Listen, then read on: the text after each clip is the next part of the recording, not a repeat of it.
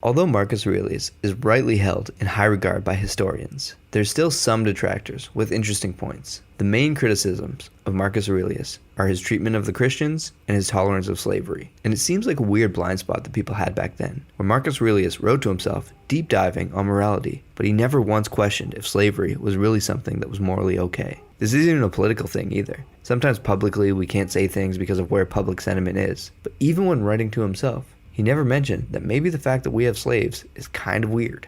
Even Epictetus, who lived as a slave until he was 30, who had his leg twisted by his master until it broke and lived the rest of his life with a hobble, he never really questioned the validity of slavery and if it should be abolished. The blind spots are hard to ignore looking back on history with the lens of today.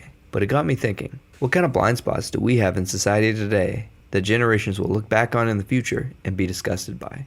I think one of them would be our eating of animals, especially factory farming. The cruelty that these animals endure just to be killed and eaten and forgotten about. Until recently, it never even crossed my mind that this was morally a little iffy. I think future generations, if they have lab-grown meat or whatever, will look back and say, every time they ate a meal, someone was murdering an animal? That sounds crazy. Now that being said, I still eat meat. I just try to always get free-range, grass-fed stuff. But I was thinking about this subject. What do you think? Are there any things that we do now as a society that's completely normal that history will look back on and ask, how could they not have seen that this was a problem?